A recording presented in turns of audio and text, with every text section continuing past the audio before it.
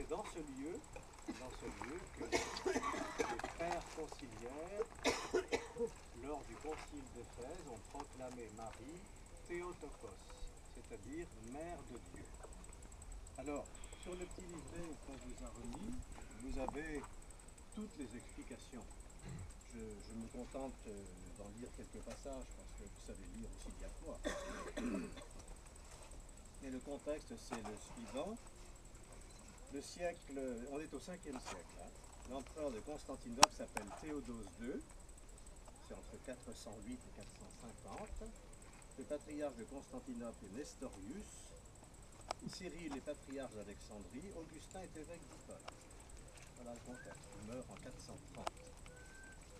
Le siècle précédent avait été empoisonné par la fameuse hérésie d'Arius, dont on a parlé, hein, ce prêtre d'Alexandrie qui prétendait que Jésus n'était pas Dieu. Cette hérésie avait envahi l'Empire, puis régressé petit à petit. Arius donc niait la divinité de Jésus. Elle en faisait un homme divinisé, un peu à la manière des héros antiques. Et il avait été condamné par le concile de Nicée en 325, cet Arius, du temps de Constantin. Mais demeuraient évidemment d'autres hérésiarques, autrement dit d'autres fauteurs d'hérésie, comme les manichéens, les semi-ariens, etc. Bon. Et après la divinité du Christ, vous savez que c'est son humanité qui a été attaquée. Bon. Alors bon, je ne veux pas peut-être relire tout ça, mais en 428 fut appelé au siège de Constantinople un brillant théologien d'Antioche, un ancien moine nommé Nestorius. Il professait la doctrine suivante. Il y a dans le Christ deux natures, la nature divine et la nature humaine. Ça, on est d'accord. C'est-à-dire deux personnes, la nature divine et la personne humaine. Dans le Sauveur, peut-on attribuer au Verbe, les propres au Verbe, c'est-à-dire au Fils de Dieu, les propriétés et les passions de la nature humaine et vice-versa. Il se posait de sacrées questions. D'où sur la croix, l'homme seul est mort, dit-il. On ne peut pas dire que Dieu est mort pour nous. D'où encore, Marie peut être appelée mère de Jésus, mais non pas mère de Dieu. Vous voyez un peu sa démonstration. Alors que devient l'incarnation et aussi l'acte rédempteur dans ce cas-là? Alors il faut ajouter que déjà l'habitude de nommer Marie mère de Dieu, c'est-à-dire Théotokos en grec, était chère à la piété chrétienne. D'où le scandale provoqué par cette affirmation de Nestorius. Et une bagarre éclate en pleine église de Constantinople. Vous voyez, bon, ne craignez pas les bagarres chez les chrétiens. Et l'évêque Eusèbe de Dorilée dénonce Nestorius comme hérétique. Et à Rome, le pape Célestin manifeste sa réprobation. Alors soudain intervint dans le débat une personnalité d'une vigueur extraordinaire, c'est saint Cyril d'Alexandrie.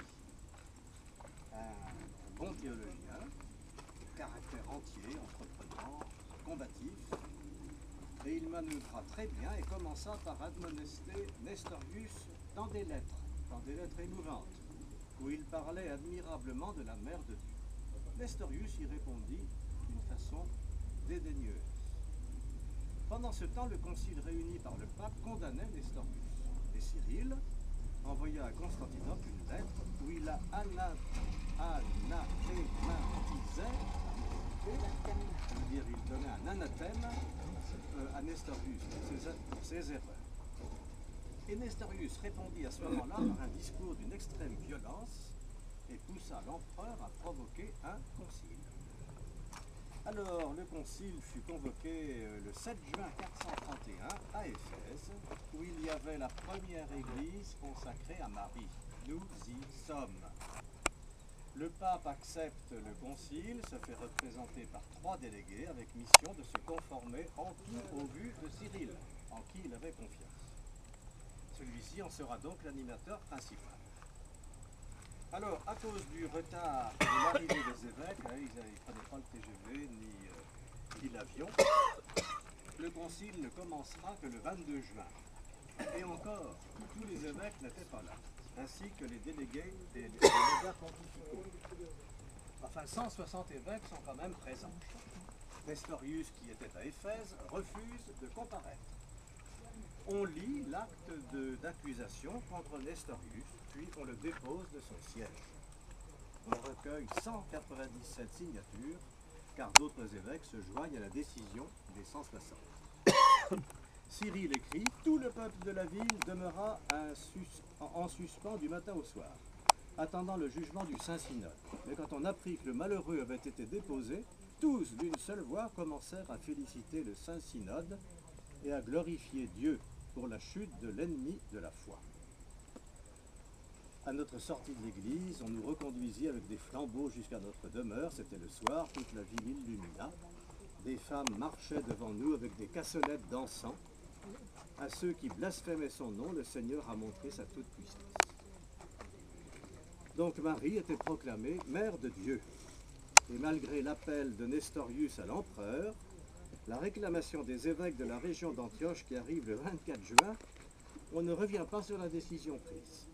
Et lorsqu'arrivent les légats romains, ceux-ci approuvent ce qui a été fait avant leur arrivée et confirment la déposition de Nestorius. Valide est la sentence portée contre Nestorius, qu'il sache donc qu'il est rejeté de la communion du sacerdoce de l'Église catholique. Bon, c'était un peu vrai de cette époque-là. Bon, on aurait pu dire qu'on n'était pas. Donc ici, en ce lieu, Marie a été proclamée mère de Dieu, Théotokos, dans la première église au monde consacrée à son nom. Et comme je le lisais dans le texte de ce matin, généralement, quand une église était dédiée à un saint, à un personnage, cela signifiait que le personnage avait vécu dans le lieu et était vraisemblablement même mort ou martyrisé dans le lieu. Ce qui est intéressant concernant Marie et la maison de Marie dont on parlait ce matin. Voilà. Alors, je peux vous dire que Rome, Jérusalem, etc. ont couru derrière très vite et que, bon, il y a eu une église dédiée à Marie aussi à Rome, mais après 431. Il y a toujours eu une espèce de rivalité entre l'Orient et l'Occident, bon, qui a abouti d'ailleurs, hélas, à 1054, on en parlera à Constantinople, enfin à Istanbul, qui aboutira au schisme entre l'Orient et l'Occident.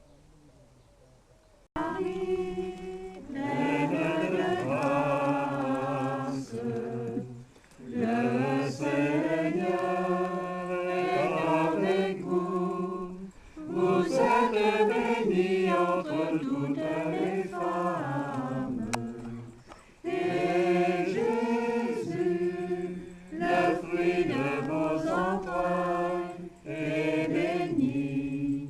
Sainte Marie, Mère de Dieu, priez pour nous, pauvres pécheurs, maintenant et à l'heure de notre mort.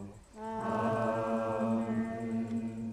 Notre-Dame d'Éphèse, Priez pour nous. voilà.